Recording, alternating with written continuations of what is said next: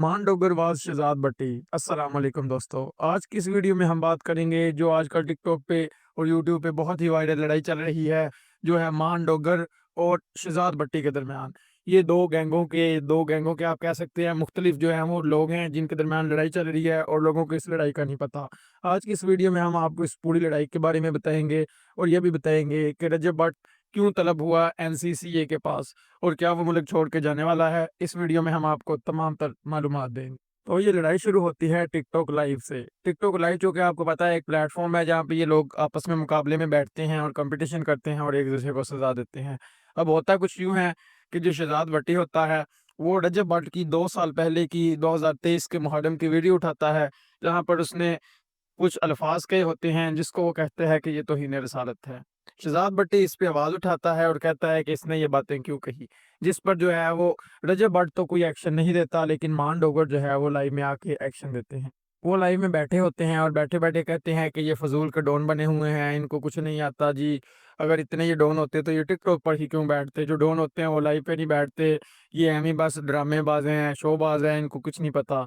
जब ये बात शहजाद भट्टी के पास पहुँचती है तो आपको पता है वो तो शुरू से सर्टिफ़ाइड बदमाश है। वो इस बात को जो है वो बर्दाश्त नहीं करता और कहता है कि तुम लोग बहनें नचाते हो, माएँ नचाते हो, और इनको गालियाँ दे के कहता है कि ये जो तुम्हारा कुत्ता है जिसके तुम कुत्ते हो और रजब भट्ट के, मैं उसके साथ बदला लूँगा और मैं तुम्हारे साथ ये कर दूँगा, वो कर दूँ। दोस्तों, जैसा कि आपको पता है कि इससे पहले भी इनकी लड़ाई हो चुकी है, जो कि रजब भट्ट और फ़ारूक खोखर की थी। इस पे फ़ारूक खोखर कहता था कि रजब भट्ट ने गुस्ताखी की है आप सल्लल्लाहु अलैहि वसल्लम की शान में। तब भी बहुत बड़ा मसला बनता है जब कि रजब भट्ट जहाँ पे मदीना में जब वो उम्रा करने जाता है तो वहाँ पे वो हाथ उठा के दुआएँ करता है और कसम खाता है, तो ये मामला रफ़ा-दफ़ा होता है। लेकिन इस बार मामला थोड़ा अलग होता है। इस बार आगे आ जाता है मान डोगर।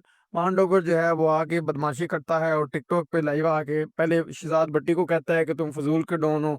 फिर शहजाद भट्टी लाइव पे आके कहता है कि तुम लोग बहनें नचाते हो, तुम जिसके कुत्ते हो उसने तुम्हें पटा नहीं बाँधा, मैं तुम्हें ये कर दूँगा। मैं तुम्हें कुछ नहीं कहूँगा, मैं जो है तुम्हारी जड़ को उखाड़ दूँगा, यानी रजब भट्ट को उखाड़ दूँगा।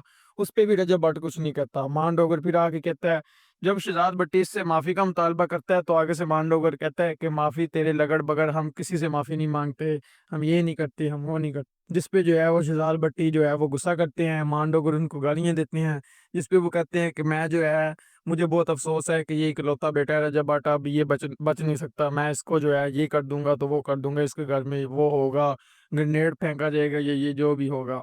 उस पे जो है भई रजब भट्ट डर जाते हैं। इस कहानी में एक मेन जो करैक्टर है वो इब्रार ईबी का भी आता है, जो कि 33 ग्रुप के मेंबर हैं। वो भी एक तरफ वो शहजाद भट्टी के दोस्त होते हैं और दूसरी तरफ जो है वो रजब भट्ट के भी दोस्त होते हैं। जब लाइव पे बात हो रही होती है तो इब्रार ईबी को नहीं पता होता कि ये शहजाद भट्टी के खिलाफ बात हो रही है। वो गालियाँ देता है, कहता है कौन-सा भट्टी है, ये कौन-सा ये वो, इतनी गालियाँ देता है, कौन-सा भट्टी है। और जब वो ये गालियाँ दे देता है तो उसको बाद में पता चलता है कि जिस भट्टी की बात हो रही है वो शहजाद भट्टी है। तो वो उसके बाद कोई गाली नहीं देता, जिस पे शहजाद भट्टी जो है वो फारूक खोखर वगैरह को कहता है कि ये इब्रार भी मेरे खिलाफ बोल रहा है।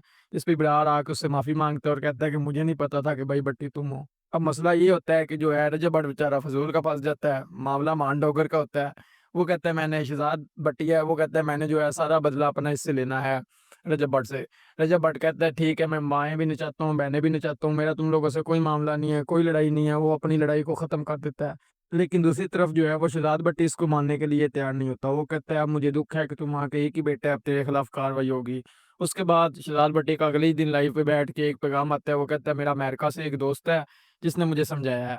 उसने मुझे 1.5 घंटा समझाया है कि भई ये तेरा नाम लेते हैं तो इनको फ़ेम मिलता है, नहीं तो इनकी बड़ौर पे बंदे ही कोई नहीं आता। इस पे वो कहते हैं कि मैं लड़ाई ख़त्म करता हूँ, आज के बाद ये जो भी भौंके मैं इनका जवाब ही नहीं दूँगा, मैं इनका रिप्लाई ही नहीं करूँगा। इस पे इनकी लड़ाई तो हो जाती है ख़त्म। अब नया मामला शुरू होता है। रजब भट्ट के इसी 2 साल पहले की वीडियो के खिलाफ एक बंदा जो उठता है और वो नेशनल साइबर सिक्योरिटी की एजेंसी में इसके खिलाफ केस कर देता है। इसकी जनाब कल नेशनल साइबर सिक्योरिटी एजेंसी में तलबी होती है या वहाँ पे तलब होता है, वहाँ पे इसका मोबाइल ले लिया जाता है, इसके मोबाइल को चेक किया जाता है। कई मशकूक लोगों की तरफ से ये भी बात आई है कि इसके मोबाइल में से जो है वो औरतों की वीडियोज़ निकलती हैं, लड़कियों की वीडियोज़ निकलती हैं, लेकिन इसके बारे में अभी कोई क्लैरिफ़िकेशन नहीं है। बहरहाल वो इसका मोबाइल रख लेते हैं अपने पास और इसको 3 घंटे चेक करते हैं। 3 घंटे चेक करने के बाद इसके मोबाइल का वो जायज़ा लेके इसको देते हैं और इसको आज नई तारीख मिल जाती है।